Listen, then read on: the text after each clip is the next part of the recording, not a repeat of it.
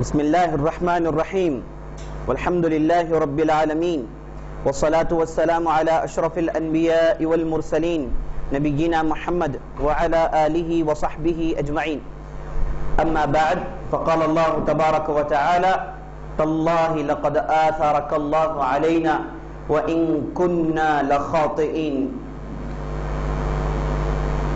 ثم أما بعد فإن أصدق الحديث كتاب الله وخير الهدي هدي محمد صلى الله عليه وسلم وشر الأمور محدثاتها وكل محدثة بدعة وكل بدعة ضلالة وفي رواية وكل ضلالة في النار. عزیز دوستو، پیارے ساتھیوں، بزرگوں، ماؤں، بہنوں اور خواتین اسلام، میں سب سے پہلے اللہ رب العزت کے بارگاہ میں اس کی بڑائی بیان کرتے ہوئے یہ کہتا ہوں کہ تمام قسم کی تعریفیں اللہ رب العزت کے لیے ہے، جو ہمارا حقیقی مالک ہے، حقیقی خالق ہے، حقیقی مدبر ہے.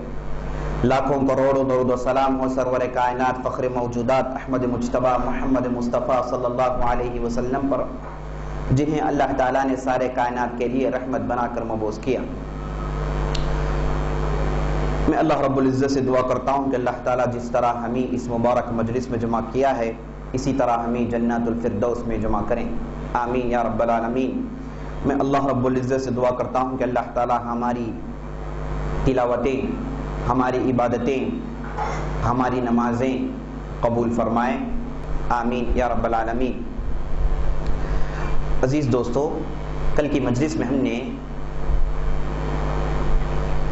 آپ صلی اللہ علیہ وسلم کیسے عمرے قضا کیے، اس کے بعد جنگ معطا کے کیا واقعات تھے، زید بن حارثہ کے بعد جعفر بن ابی طالب، جعفر بن ابی طالب کے بعد عبداللہ بن رواحہ، اور اس کے بعد خالد بن ولید کیسے لشکر کو سنبھالتے ہیں، اور اس کے بعد کیسے رومیوں جن کی تعداد سمندر کی طرح تھی، سمندر کی طرح ٹھاٹے مارتے ہوئے ان کی تعداد تھی، ان کے درمیان سے مسلمانوں کو انہوں نے بچا کر لایا.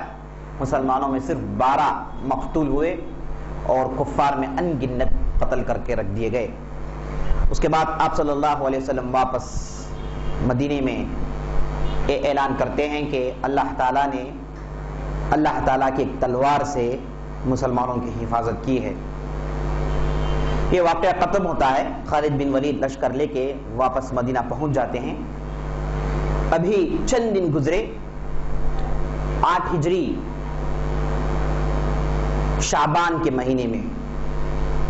ہوتا یہ ہے کہ قبیلے بنو خزاعہ والوں پر قبیلہ بنو بکر حملہ کر دیتا ہے. جیسے ہم نے حدیبیہ کے 4 جو شروط تھے اس پر غور کرتے ہوئے ہم نے بتایا تھا کہ اس میں سے ایک شرط یہ تھا کہ جتنے بھی قبائل موجود ہیں مدینے کے آس پاس یا پھر مکے کے آس پاس، جو چاہے جسے چاہے جڑ سکتا ہے، یعنی جو لوگ قریش سے جڑنا چاہیں جڑ جائیں، وہ قریش کے ماتحت ہوں گے اور ان کے ساتھ بھی قریش جیسا معاملہ کیا جائے گا.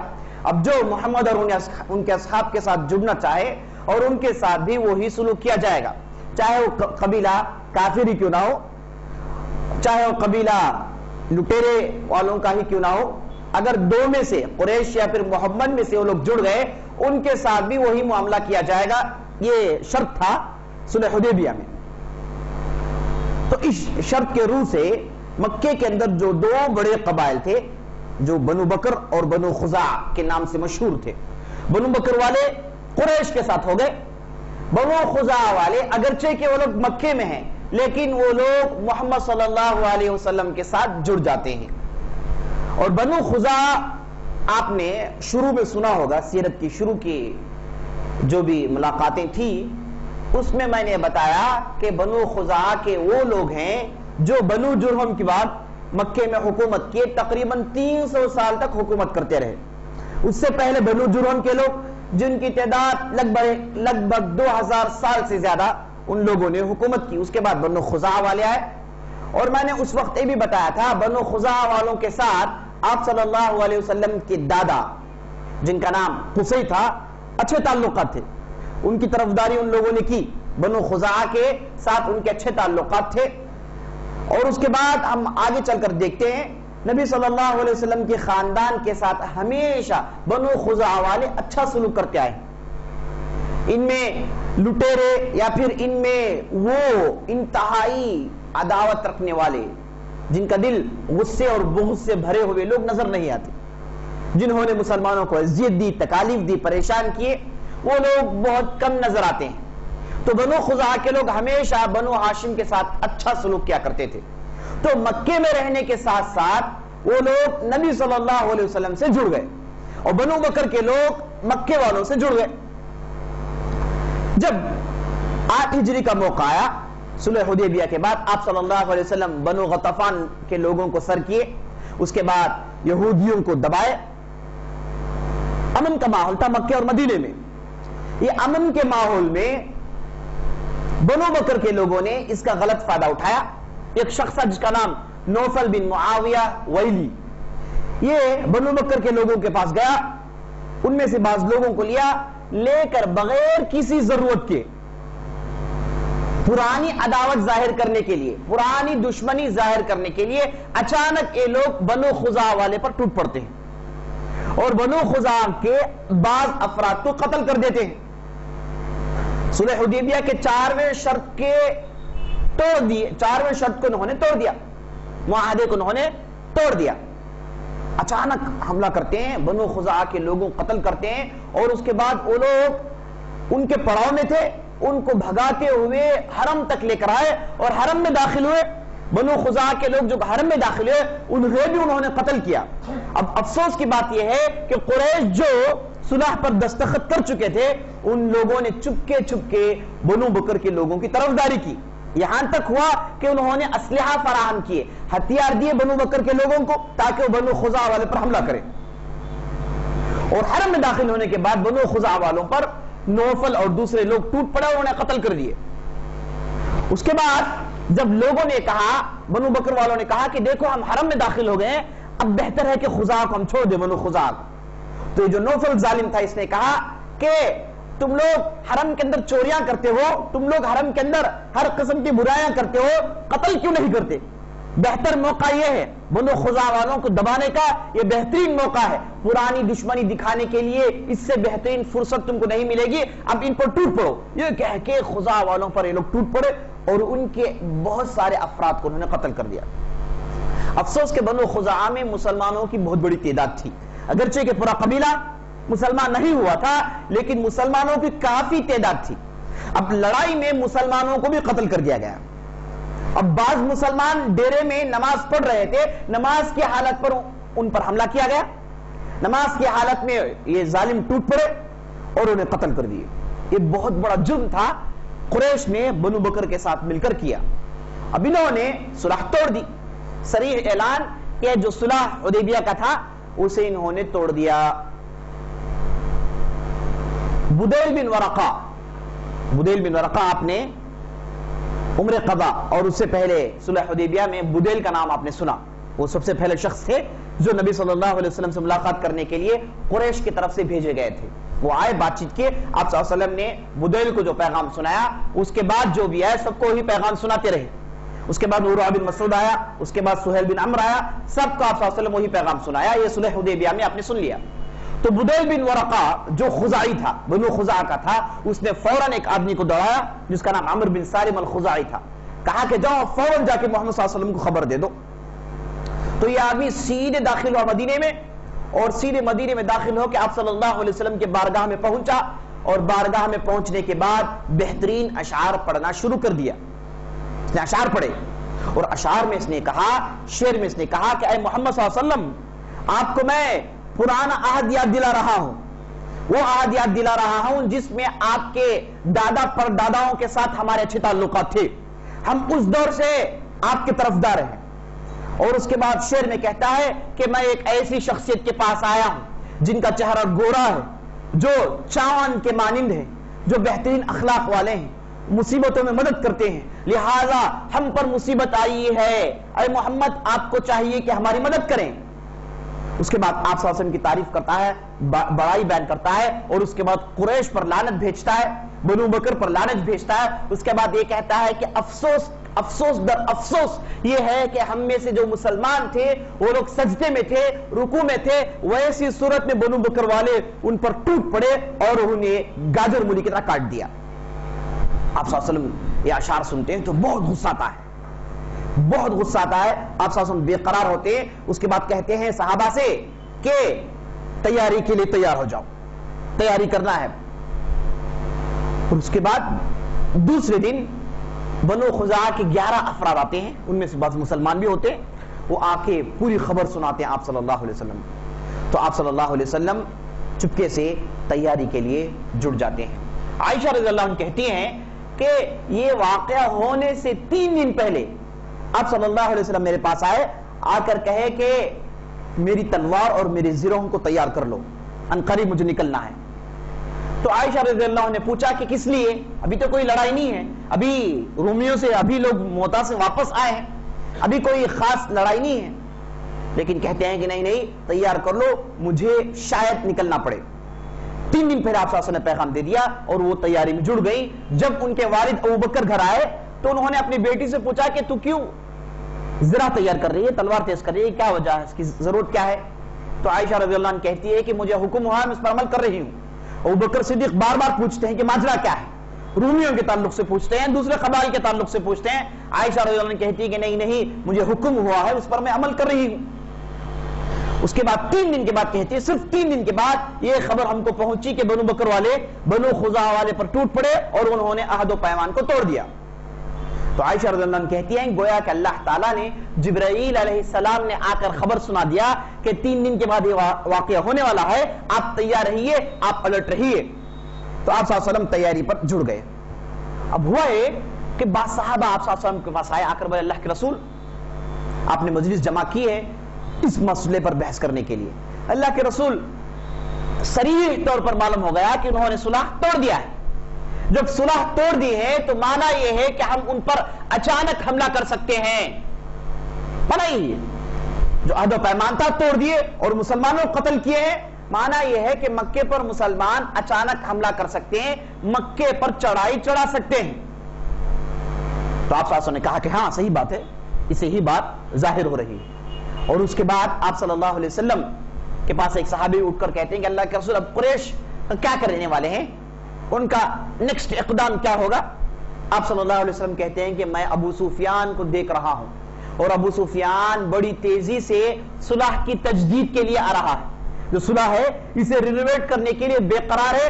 قریش جمع ہو کے ابو سفیان کو بھیج رہے ہیں، جیسے آپ صلی اللہ علیہ وسلم کیے ویسے ہی ہوا۔ دوسرے دن ابو سفیان مدینے میں آ کے اتر گئے، مدینے میں آئے تو سیدھے وہ اپنی بیٹی جن کا نام ام حبیبہ تھا جو آپ صلی اللہ علیہ وسلم کی بیوی تھی، ان کے گھر جاتے ہیں۔ اور ابو سفیان معلوم ہے ان کے کرائمز، ان کے جرائم، کیسے مسلمانوں کے خلاف انہوں نے ہمیشہ زہر جھنا، کیسے عداوت دکھائی، کیسی کیسی لڑائیاں لڑی، کیا کیا تکالیف نہیں تھے جسے انہوں نے نہیں دیا ہو، ہر قسم کی تکلیف انہوں نے مسلمانوں کو دی، یہ سب جانتے ہیں۔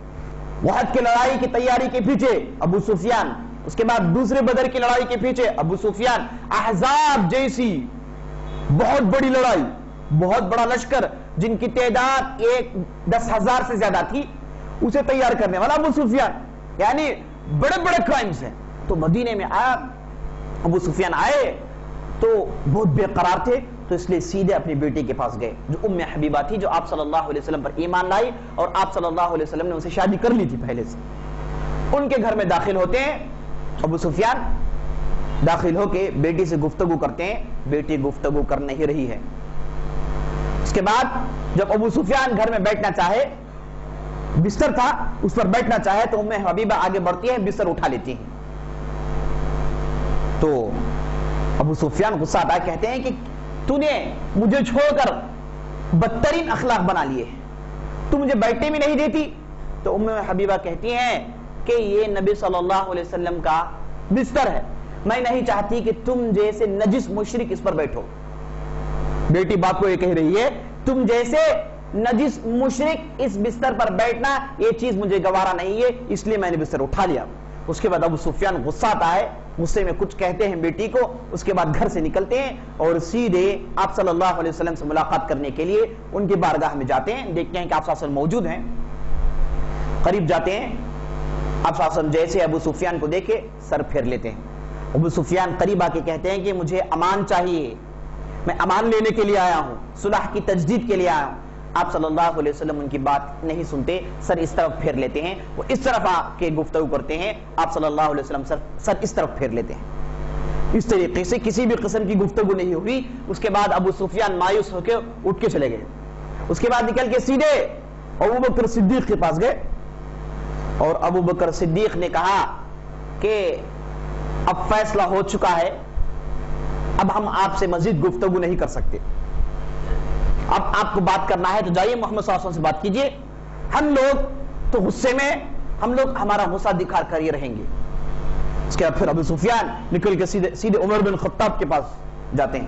عمر بن خطاب جیسے ابو سفیان کو دیکھے اتنا غصہ آیا کہ چاہے کہ وہیں پر پھاڑ کے رکھ دے، لیکن بستی میں آیا ہے آدمی اور آپ صلی اللہ علیہ وسلم سے ملاقات کرنے کے لیے آیا آدمی، اس لیے غصے کو برداشت کر لیتے ہیں. جب ابو سفیان یہ کہتے ہیں کہ مجھے امان چاہیے تو عمر بن خطاب کہتے ہیں کہ یاد رکھ لو، اگر میرے پاس تلوار نہیں ہے، کسی بھی قسم کے ہتھیار نہیں ہے، میرے پاس اگر لکڑیوں کی چھڑیاں ہیں تو ان چھڑیوں کے ذریعے سے تم سے لڑتا رہوں گا، ان چھڑیوں کے ذریعے سے تم سے لڑائیاں لڑتا رہوں گا، جنگ لڑوں گا، جب تک کہ میں اپنا جان نہیں دے دیتا لڑتا رہوں گا. تو ابو سفیان کو سمجھ میں نہیں آیا، بڑی تیزی سے باہر نکل گیا. اس کے بعد نکل کے سیدھے علی بن ابی طالب کے پاس گئے. علی بن ابی طالب کے پاس جا کے بولے ابو سفیان کہ تم جانتے ہو کہ میں تمہارا سب سے قریبی رشتہ دار ہوں. ابو سفیان بنو امیہ سے اور علی بن ابی طالب بنو ہاشم سے، ان دونوں کے درمیان قریبی رشتہ داری چل رہی ہے. اب دیکھیے میرے دوستو، سختی سے بات کرنے والے ابوبکر تھے، سختی سے بات کرنے والے عمر بن خطاب رضی اللہ عنہ اجمعین. کس نے نرمی دکھائی؟ علی بن ابی طالب نے. اب یہ جو شیعہ حضرات ہیں وہ یہ کہتے ہیں کہ علی کے خاندان والے اور ابو سفیان کے بیٹے معاویہ، ان کے درمیان پرانی دشمنیاں چل رہی ہیں. اب یہاں پر بالکل عکس ثابت ہوا، علی رضی اللہ عنہ نرمی دکھا رہے ہیں، لیکن نرمی بھی انہوں نے بالکل مسلمانوں کی طرح نرمی نہیں دکھائی، مسلمانوں کے معاملات نہیں کیے، بلکہ یہ کہا کہ میں یہ سمجھتا ہوں کہ تم جاؤ، جا کے مسجد میں ٹھہر کے امان طلب کرو، سب کے سامنے کہو کہ مجھے امان چاہیے، میں صلح کی تجدید چاہتا ہوں.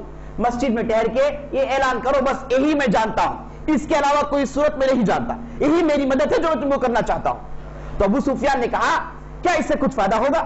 میں جا کے ٹھہر کے اعلان کروں، اس سے کچھ فائدہ ہوگا؟ تو علی بن ابی طالب نے کہا کہ یہ میں نہیں جانتا، لیکن جب تم نے مانگا ہے تو جو چیز میرے ذہن میں آئی میں نے بتا دیا، اور اس سے ادنا چیز تم کچھ بھی نہیں کر سکتے. اتنے میں ابو سفیان فاطمہ رضی اللہ عنہ جو علی رضی اللہ عنہ کی بیوی تھی، بیٹھی ہوئی تھی، ان سے دیکھ کے ابو سفیان گفتگو شروع کرتے ہیں. کہتے ہیں کہ فاطمہ آپ اپنے لڑکے حسن سے کہہ دینا کہ وہ جائیں لوگوں کے درمیان میرے لیے امان طلب کریں. تو فاطمہ رضی اللہ عنہ کہتی ہیں کہ ہرگز نہیں، میرا بچہ چھوٹا ہے، اب اس کے اندر اتنی صلاحیت نہیں کہ وہ لوگوں کے درمیان ٹھہر کے کچھ مانگے، یہ تو میں ہرگز نہیں کر سکتی. یہ کہہ کے فاطمہ رضی اللہ عنہ رد کرتی ہیں. اس کے بعد بالکل مایوس ہو کے ابو سفیان نماز کے وقت کا انتظار کرتے ہیں. جیسے ہی نماز ہو جاتی ہے ٹھہر کے مصلین کے درمیان یہ اعلان کرتے ہیں کہ مجھے امان چاہیے، میں مکے سے آیا ہوں، معلوم ہے آپ لوگوں کے کیا ہوا واقعہ، میں صلح دوبارہ رینوویٹ کرنا چاہتا ہوں، دوبارہ اس کی تجدید چاہتا ہوں. یہ اعلان کرنے کے بعد سیدھے اپنی سواری میں بیٹھ کے مکہ پہنچ جاتے ہیں. جا کے پوری بات قریش کو کہہ سناتے ہیں کہ میں نے فلاں سے ملاقات کی، سب سے پہلے ملاقات میری بیٹی سے ہوئی، اس نے میرے ساتھ بدترین سلوک کیا. اس کے بعد محمد کے پاس گیا صلی اللہ علیہ وسلم، وہ مجھ سے بات کرنے کے لیے تیار نہیں. اس کے بعد میں ابو بکر کے پاس گیا، میں نے ان کے پاس کوئی خیر نہیں پایا. اس کے بعد عمر بن خطاب کے پاس گیا، میں نے اسے کٹر دشمن پایا. اس کے بعد میں علی بن ابی طالب کے پاس گیا تو تھوڑی نرمی میں نے دیکھی اور اس نے مجھے ایک رائے دی اور اس رائے پر میں نے عمل کیا. قریش نے پوچھا کہ وہ کون سی رائے تھی؟ بولے کہ رائے یہ تھی کہ میں لوگوں کے درمیان ٹھہر کے امان مانگتا. تو قریش کے لوگوں نے کہا کہ علی بن ابی طالب نے آپ سے مذاق اڑایا ہے، آپ سے مذاق اڑایا ہے، آپ کی کمزوری دکھانے کے لیے انہوں نے ایسا کیا. تم تو انڈیویجل لوگوں سے مل رہے تھے، انہوں نے چاہا کہ پبلک آپ ذلیل ہو جائیں. جی ایک فرد کے پاس گئے, پوچھ رہے تھے, اب ابو علی بن ابی طالب نے تمہیں تمہاری کمزوری دکھانے کے لیے یہ کہا کہ جاؤ پبلکلی ٹھہر کے بات کرو, اور تم گئے اپنی کمزوری دکھا کر آ گئے. ابو سفیان نے کہا کہ میں جانتا ہوں یہ بات, لیکن اس سے ادنا کوئی چیز میں کر نہیں سکتا. اب گیا ہوں, کچھ نہ کچھ پیغام دے کر آؤں, تو میں سب سے ذلیل ہو کر پیغام دے کر آیا ہوں. اور آپ صلی اللہ علیہ وسلم نے ابو سفیان سے بات چیت نہیں کی. معنی یہ ہے کہ صلح کے لیے تیار نہیں ہے. ایک مرتبہ انہوں نے صلح توڑ دیے, مسلمانوں کو قتل کیا ہے, بنو خزاعہ کے لوگوں سے قتل کیا ہے. اب صلح کی بات نہیں, اب بات چیت ہوگی تو صرف تلواروں کے ذریعے سے. اس کے بعد آپ صلی اللہ علیہ وسلم آئے, تیاری کے لیے جڑ گئے. اور آپ صلی اللہ علیہ وسلم اس بار یہ چاہے کہ مخفی انداز میں, کسی کو نہیں معلوم ہو, کسی کو نہیں معلوم ہو کہ مدینہ والے مکے والے پر چڑھائی چڑھ رہے ہیں, ان کے خلاف لڑنے کے لیے آ رہے ہیں. یہ مکے والوں کو نہ معلوم, بلکہ کسی کو نہ معلوم. تو مخفی طور پر چھپ چھپ کے آپ صلی اللہ علیہ وسلم تیاری کر رہے تھے, اور بڑی راز کے شکل میں اس کو رکھ رہے تھے اپنے پاس. اور اس کے بعد آپ صلی اللہ علیہ وسلم دیکھیے کیا کیے, بعض صحابہ کو بلائے. ایک صحابی تھا جن کا نام ابن عصم, ان کو بلایا, ان کے پاس ایک چھوٹی لشکر دی, 50-60 کی لشکر دی, دے کر بولے کہ آپ ایک دوسری طرف چلے جاؤ, وہاں جا کے بعض قبائل سے ملاقات کرو. یعنی آپ صلی اللہ علیہ وسلم یہ اس وجہ سے کر رہے ہیں, سمجھنے والے سمجھے کہ گئے ہیں اس کے پیچھے, اس کے لیے آپ صلی اللہ علیہ وسلم انتظار کریں گے. اب یہ معاملات میں آپ صلی اللہ علیہ وسلم بزی ہیں, اب تیاری کی کوئی بات چیت نہیں ہے, ادھر ٹولی بھیج رہے ہیں, ادھر ٹولی بھیج رہے ہیں. سمجھنے والے سمجھ جائیں کہ آپ صلی اللہ علیہ وسلم ٹولیاں بھیجنے میں بزی ہیں, اب بڑے لشکر کی تیاری نہیں کر رہے ہیں. اس لیے آپ صلی اللہ علیہ وسلم ادھر اس طرف ایک ٹولی بھیجی, دوسری طرف ٹولی بھیجی. اپنے آپ کو یہ بتا رہے تھے کہ آپ اب جو ہے مکے والوں کے تعلق سے سوچ نہیں رہے ہیں. لوگوں کے نظروں سے آپ صلی اللہ علیہ وسلم نے اس موضوع کو چھپا کر رکھا. اب اس کے بعد یہ جو ٹولی گئی تھی, ہوا ہے کہ یہ ٹولی والے بعض لوگوں سے ملاقات کیے, جن سے ملاقات کیے وہ لوگ ان کو دیکھ کر سلام کیے, لیکن یہ ٹولی والے ان پر ٹوٹ پڑے. خاص طور پر ایک جو ذمہ دار تھے جن کا نام محلم, وہ ان لوگوں پر ٹوٹ پڑے جو سلام کیے, اور انہیں قتل کر دیا. یہ خبر نبی صلی اللہ علیہ وسلم پہنچی, نبی صلی اللہ علیہ وسلم نے کہا کہ نہیں بالکل غلط بات ہے. وَلَا تَقُولُوا لِمَنْ أَلْقَى إِلَيْكُمُ السَّلَامَ لَسْتَ مُؤْمِنًا. اللہ تعالیٰ نے قرآن کی آیت نازل کی, اے لوگو اگر تم سے کوئی سلام کرے یہ مت کہو کہ وہ مومن نہیں ہے. سلام ایمان کی نشانی ہے, سلام اسلام کی نشانی. اگر تم سے کوئی سلام کرے یہ مت کہو کہ تم مومن نہیں ہو, یہ مت کہو کہ مسلمان نہیں ہو, کیونکہ وہ لوگ تھے محلم کو دیکھ کر سلام کیے. محلم نے کہا کہ تم جھوٹا سلام کر رہے ہو, تم سلام نہیں کر رہے ہو, تم مومن نہیں ہو, یہ کہہ کے ان پر ٹوٹ پڑے, انہیں قتل کر دیے. آپ صلی اللہ علیہ وسلم کو خبر ملی تو آپ صلی اللہ علیہ وسلم بہت غصہ آیا, بولے کہ سلام کرنے کے بعد قتل کیے, یہ ہرگز نہیں کرنا چاہیے تھا. اور اس کے بعد آپ صلی اللہ علیہ وسلم محلم سے بہت غصے میں آ گئے, یہاں تک کہ بدوا دے دی, یہاں تک کہ محلم کو بدوا دے دی, اور محلم پھوٹ پھوٹ کر رونے لگے, بولے کہ اللہ کے رسول غلطی مجھ سے ہو گئی, اس نے سلام کیا لیکن میں اس سے کے تعلق سے جانتا ہوں کہ وہ کافر ہے, وہ دل سے نہیں کر رہا ہے سلام, بچنے کے لیے سلام کر رہا ہے. نبی صلی اللہ علیہ وسلم نے کہا کہ نہیں, جو آدمی سلام کر دے وہ مسلمان ہے, وہ تم میں سے ہے, تم اس پر ہاتھ نہیں اٹھا سکتے. ہاتھ تو دور کی بات, تم نے اسے قتل کر دیا ہے. سباب المسلم فسوق وقتالہ کفر. آپ صلی اللہ علیہ وسلم کی حدیث ہے, مسلمان کو گالی دینا یہ کیا ہے, بدترین غلطی ہے. مسلمان کو گالی دینا, جھگڑنا, مار پیٹ کرنا یہ بدترین غلطی ہے. اور مسلمان کو قتل کرنا یہ تو کفر ہے, چھوٹا کفر ہے, یعنی بہت بڑا گناہ ہے. مسلمان کو قتل نہیں کرنا چاہیے. اب جو آدمی جانتے بوجھتے قتل کرے اس کے لیے بہت بڑی مصیبت ہے میرے دوستو. قتل بڑے گناہوں میں سے ہے. تو قتل کر دیے.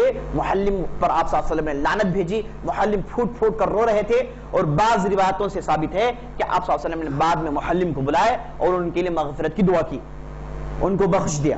لیکن جب معلوم ہوا کہ قتل کر دیے ہیں مسلمان کو تو بہت غصہ ہے آپ صلی اللہ علیہ وسلم. اور اسامہ بن زید سے بھی ثابت ہے کہ انہوں نے ایک آدمی کو قتل کر دیا.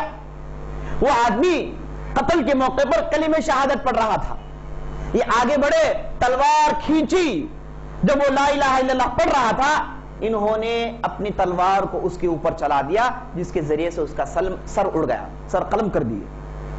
جب آپ صلی اللہ علیہ وسلم کو خبر ملی تو آپ صلی اللہ علیہ وسلم نے کہا کہ یہ بہت بڑی غلطی ہے, ایسا نہیں کرنا چاہیے. اسامہ نے کہا اللہ کے رسول لا الہ الا اللہ مجھ سے ڈر کر کہہ رہا تھا, دل سے نہیں کہہ رہا تھا. نبی صلی اللہ علیہ وسلم نے اقتلتہ بعدما قال لا الہ الا اللہ, لا الہ الا اللہ کہنے کے بعد تو نے قتل کیا. بار بار پوچھتے جا رہے تھے. اسامہ بن زید نے کہا کہ اے کاش میں ایسے محسوس کر رہا تھا کہ میں اسی وقت مسلمان ہوا ہوں، اور میں مسلمان ہونے کے بعد میں نے نمازیں پڑھی، جہاد کی، زکوٰۃ دیے، جو بھی خیرات کے کام کیے، میں اس وقت پورا بھول گیا۔ اس کے بعد میں نے کلمہ شہادت پڑھی، دوبارہ اسلام قبول کیا۔ اتنی بڑی غلطی تھی آپ صلی اللہ علیہ وسلم کی نظر میں۔ قتل کرنا مسلمان یہ بہت بڑے گناہوں میں سے، ناحق قتل کرنا۔ قیامت کے دن مقتول اپنا سر اپنے ساتھ لے کر آئے گا اور اللہ سے کہے گا، شکوہ کرے گا، اے اللہ ایک ظالم نے مجھے قتل کیا ہے۔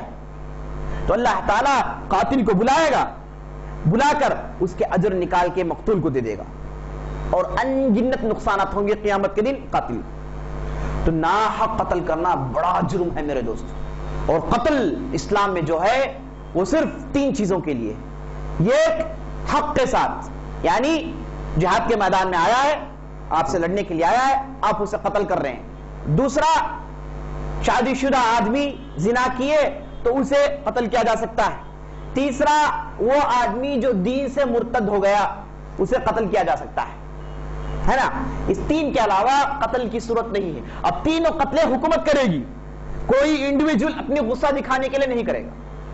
تو قتل بڑا جرم ہے میرے دوستو۔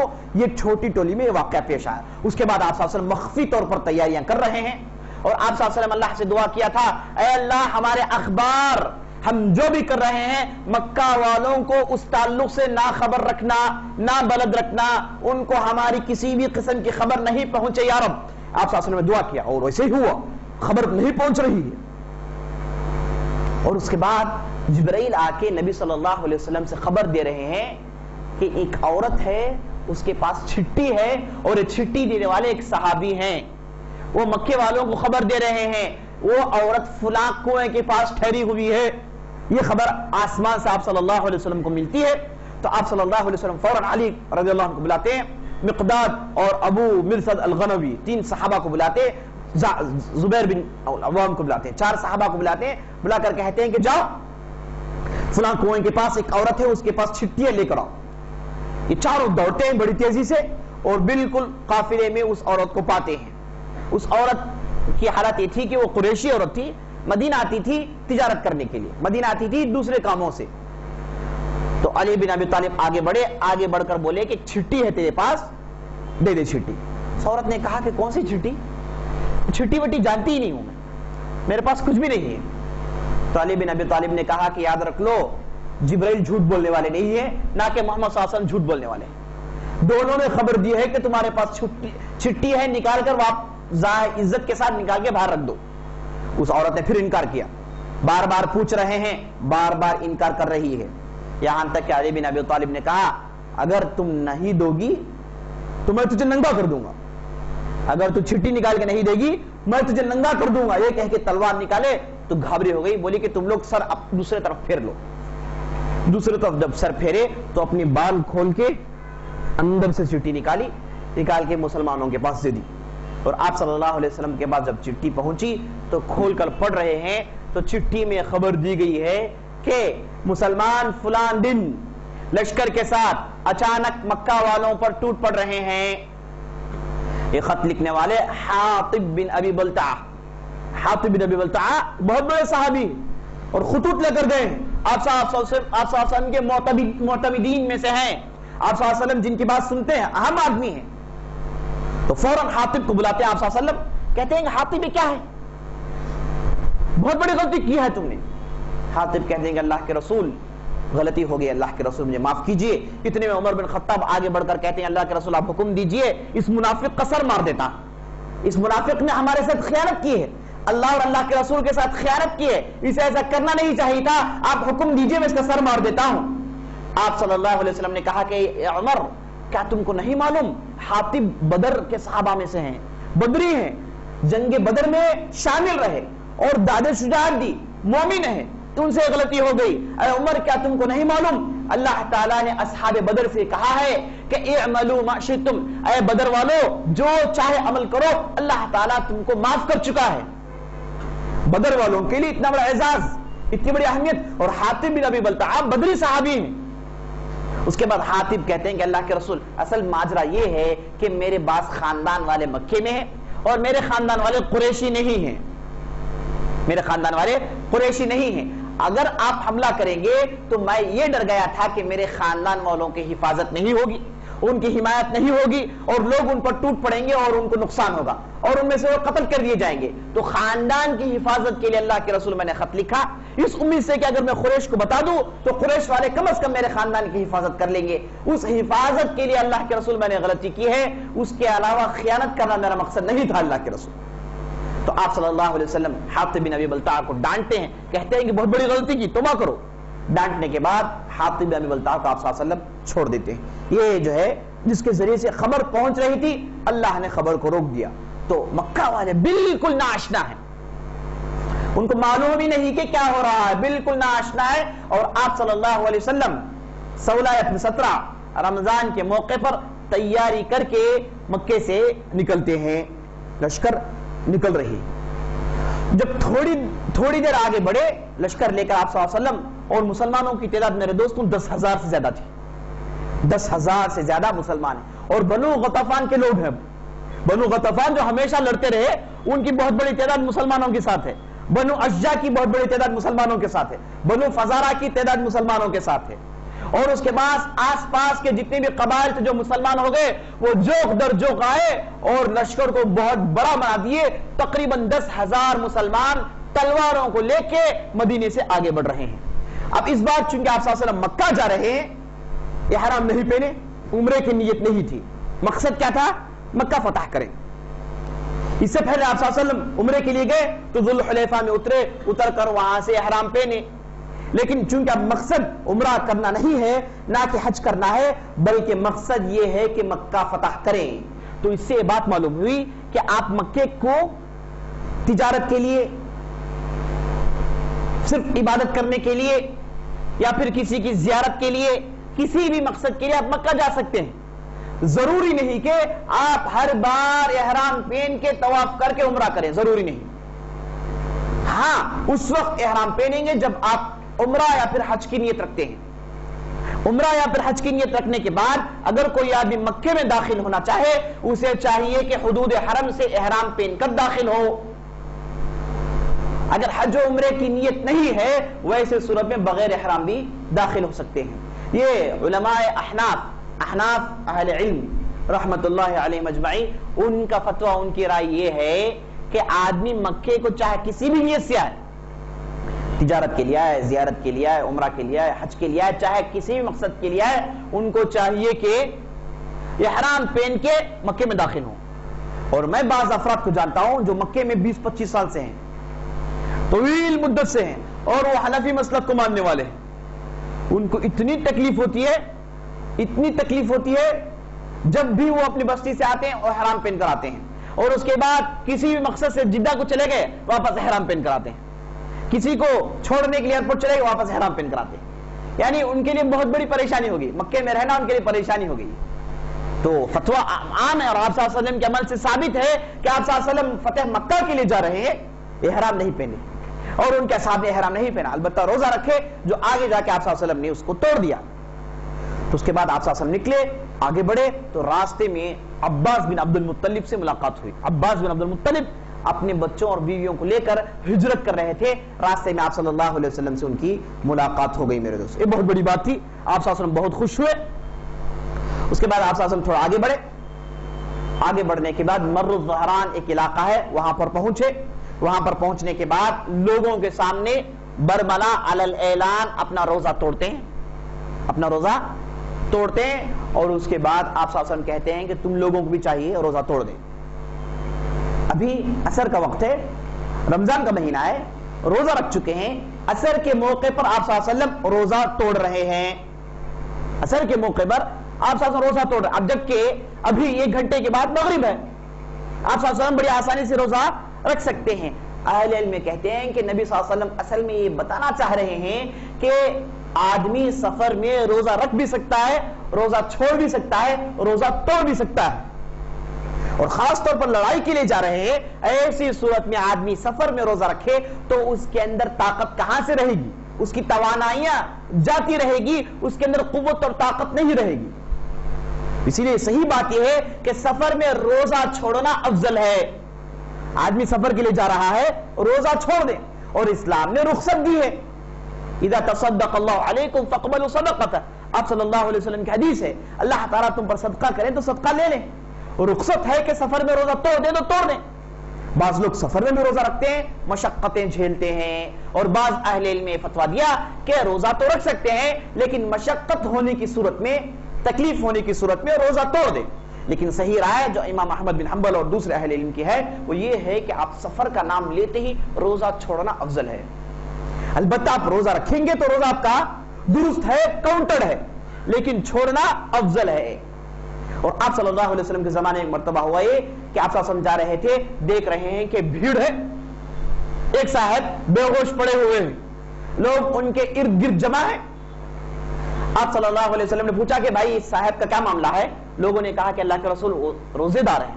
تو آپ صلی اللہ علیہ وسلم نے کہا لیس من البر الصیام فی السفر، اے لوگو سفر میں روزہ رکھنا اچھی بات نہیں ہے، سفر میں روزہ رکھنا اچھی بات نہیں، سفر میں روزہ توڑنا اچھی بات ہے۔ قضا کریں گے البتہ، روزہ چھوڑنے کا مطلب یہ نہیں کہ خلاص بھول گئے، نہیں، جتنے روزے چھوڑ گئے وہ روزے بعد میں رکھے، قضا کریں، انشاءاللہ ثواب وہی ملے گا باذن اللہ عز و جل۔ بہرحال آپ صلی اللہ علیہ وسلم آگے بڑھے، روزہ توڑے، اور آپ صلی اللہ علیہ وسلم کو خبر دی گئی کہ صحابہ میں بعض ایسے ہیں ابھی تک روزہ نہیں توڑے ہیں۔ تو آپ صلی اللہ علیہ وسلم غصہ آیا، بولے کہ اولئک العصاة، اولئک العصاة، یہی لوگ جو زیادتی کرنے والے ہیں، یہی لوگ زیادتی کرنے والے ہیں، یہی لوگ زیادتی کرنے والے ہیں۔ میں جب روزہ توڑ دیا ہوں، سب کے سامنے برملا میں نے پانی پی لیا ہے، تم کو بھی چاہیے تھا کہ روزہ توڑ لیں۔ اصل میں صحابہ کو چونکہ اثر کا وقت تھا، ابھی تھوڑی دیر کے بعد روزہ کھولنا ہی ہے نا، اور ایک روزہ مل جائے گا، اس خیال سے وہ لوگ جو ہے تھوڑی ٹال مٹول کرتے رہے۔ لیکن آپ صلی اللہ علیہ وسلم سے جب کڑی وعید سنے، غصہ دیکھے، تو انہوں نے بھی روزہ توڑ دیا۔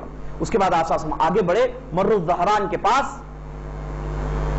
ایک واقعہ پیش آیا۔ ہوا یہ کہ عباس بن عبد المطلب آپ صلی اللہ علیہ وسلم سے ملاقات کیے، ملاقات کرنے کے بعد اجازت لینے کے بعد وہ پھر مکہ لوٹ گئے۔ وہ اس وجہ سے کہ مکے کے قریب جا کے مکے والوں کو بتا دیں کہ آ کے نبی صلی اللہ علیہ وسلم کے پاس توبہ کر لیں، امان لے لیں، اب جو بھی مسلمان ہونا چاہے ہو جائیں۔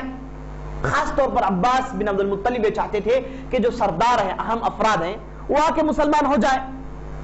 یہ سوچ کے عباس جو ہے اجازت لینے کے بعد واپس گئے، تو راستے میں ان کی ملاقات، ابن عباس خود کہتے ہیں، ایک روایت ہے، کہتے ہیں کہ میں جو واپس جا رہا تھا، چونکہ رات ہو گئی تھی، واپس مکے قریب جا رہا تھا، تو میرے کان میں دو لوگوں کی گفتگو پڑی، میں آواز سن کے پہچان لیا، ایک اس میں ابو سفیان ہے، دوسرا اس میں بدیل بن ورقہ ہے۔ بدیل بن ورقہ وہ ہیں جو بنو خزاعہ کے ہیں، اب دوسرے ابو سفیان ہے۔ اب دونوں میں گفتگو چل رہی ہے،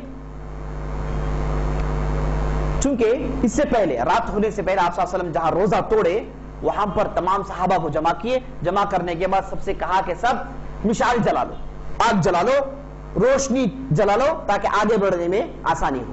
تو سب 10,000 لوگوں نے جب روشنی جلائی تو آپ تصور کر سکتے ہیں کہ منظر کیسا تھا ہوگا، گویا کہ پہاڑ سے آگ بہہ رہا ہے، اس بہترین منظر تھا۔ تو رات کے اندھیری میں یہ دونوں ان آگوں کو دیکھے، آگوں کو دیکھ کے آپس میں گفتگو کر رہے ہیں۔ اس میں ابو سفیان کہہ رہا ہے کہ یہ کون ہے، اتنی بڑی تعداد کون ہے، یہ سمجھ میں نہیں آ رہا ہے۔ تو بدیل جواب میں کہہ رہا ہے کہ نہیں، ہونا ہو یہ بنو خزاعہ ہے، ہونا ہو یہ بنو خزاعہ ہے۔ تو ابو سفیان نے کہا کہ بنو خزاعہ خدا کی قسم اتنی بڑی تعداد میں نہیں ہے، ان کی تعداد اتنی بڑی نہیں ہے، یہ ہونا ہو مسلمان ہوں گے۔ یہ کہہ رہے تھے، اتنے میں عباس نے آواز دی ابو سفیان، تو ابو سفیان نے کہا کہ عباس، کہا کہ ہاں۔ اس کے بعد آگے بڑھے، دونوں سے ملاقات ہوئی، بدیل اور ابو سفیان سے۔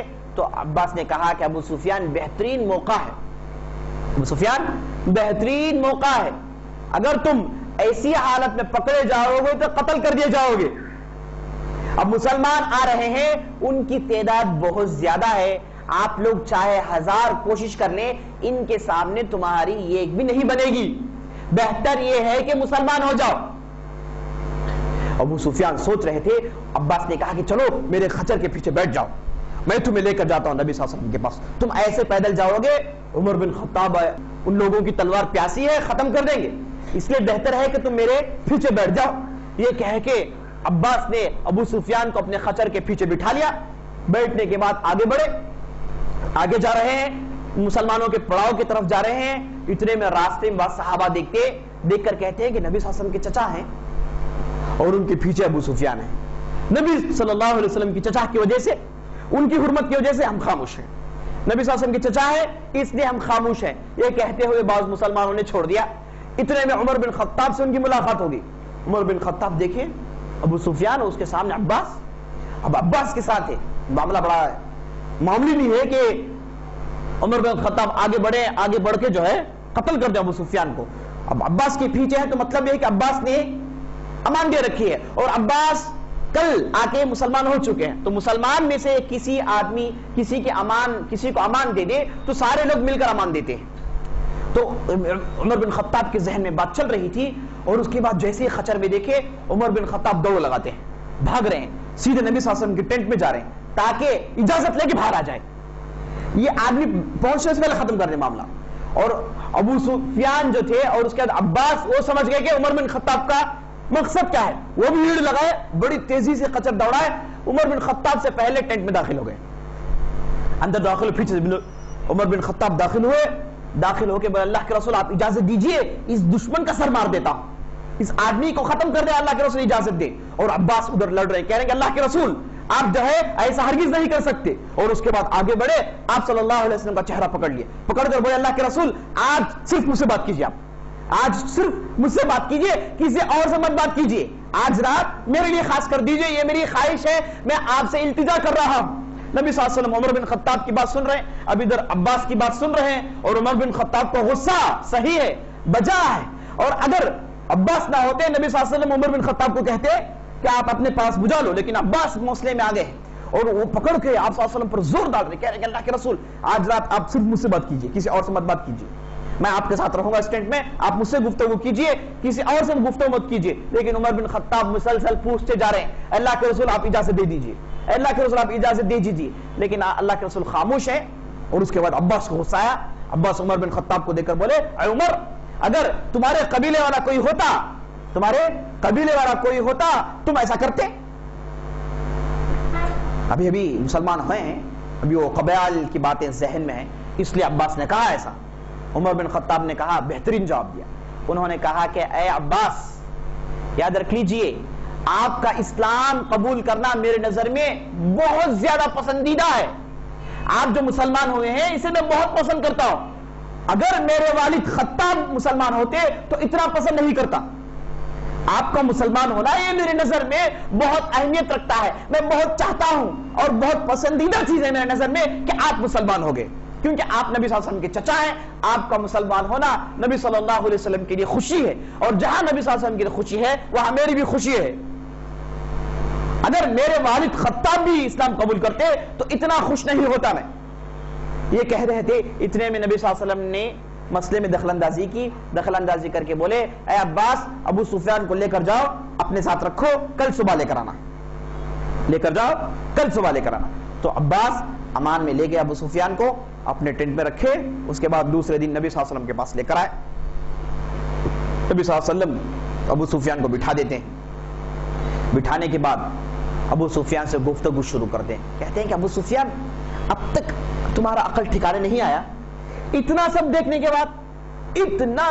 کے بعد کیا کچھ نہیں ہوا؟ کیا واقعات پیش نہیں آئے؟ ہم نے کیسے اسلام نہیں سنایا تم کو؟ ہماری حقانیت اب تک سمجھ میں نہیں آئی کہ اللہ تعالیٰ نے اب تک تمہارے دل کو نہیں کھولا، اب تک تمہارا دل نرم نہیں پڑا؟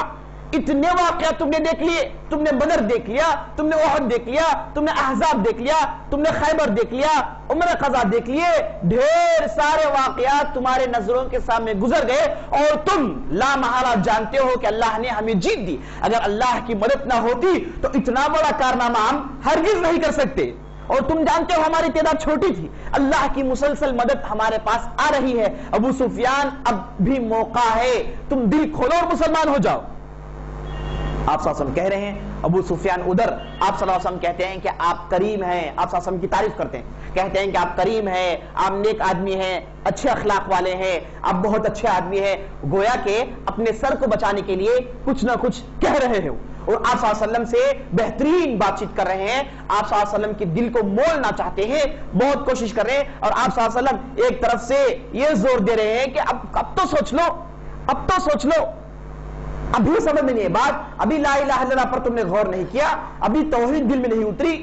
آپ صلی اللہ علیہ وسلم زور دے رہے ہیں, اور اس کے بعد نبی صلی اللہ علیہ وسلم نے کہا کہ ابھی بھی تمہارے دل میں شک ہے, ابھی بھی تمہارے دل میں شک ہے. تو ابو سفیان نے کہا کہ ہاں محمد صلی اللہ علیہ وسلم میرے دل میں تھوڑا ابھی بھی شک ہے. پھر عباس ٹھہرے تھے, بولے جی لاؤ جی اسلام, پھر دھکا مارے, زور دی, بول اسلام قبول, کیا ابھی کیا شک ہے, ابھی کون سا شک ہے تم کو, اسلام قبول کر لو ورنہ سر مار دیں گے. ادھر سے اٹھے, اسلام قبول کے باہر لوگ کھڑے ہیں, سر مار دیا جائے گا, عزت سے اسلام قبول کر لو, ابھی کتنے دن ہو گئے اتنا سب کچھ.